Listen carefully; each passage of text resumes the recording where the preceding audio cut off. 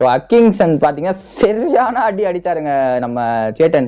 So அந்த covers மேலே 6, ஸ்டேட்ல 6, அதுக்கப்புறம் நவுந்து ஃபிளிக்ல ஒரு 6 அடிச்சாடு பாருங்க நம்ம Sanju. Such a phenomenal shot.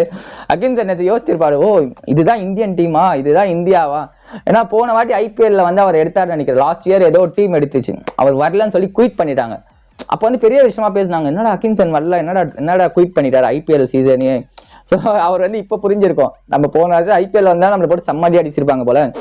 Because அவர் வந்து டெஸ்ட் மேட்ச்ல ஓவர்சீஸ் கண்ட்ரில வேணா எஃபெக்டிவா இருக்கலாம், தவிர இந்தியன் கண்டிஷனை பொறுத்த வரைக்கும் ஓரளவுக்கு உங்களுக்கு வந்து வெறும் நீங்க ஓடி வந்து ஸ்பீடா போட்டீங்கன்னா வேலைக்கே ஆகாது. ஓரளவுக்கு ஸ்லோ ஒன் வேணும், கட்டர் வேணும், நீங்க எதனாச்சும் வேரியேஷன் எடுத்துட்டு வரணும்.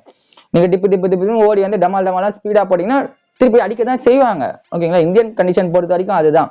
இங்கிலாந்து ஆஸ்திரேலியால வேணா மேபி நீங்க போடுற அந்த ஸ்பீடு, நீங்க அந்த போடுற ஜிக்கு வந்து ஒரு அளவுக்கு பால் குத்தி ஹெட்ஜ் ஆகலாம், காட்டன் போல்ட் ஆகலாம், இல்ல டாப் ஹெட்ஜ் ஆகலாம், மேபி எதனாச்சும் நடக்கலாம்.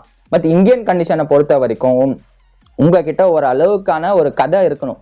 அந்த வேரியேஷன்ன்ற ஒரு டாபிக் வந்து கண்டிப்பா இருக்கணும். ஸ்லோ ஒன்று நீங்க வந்து எதனாச்சும் ஒன்று நீங்க டெவலப் பண்ணணும்.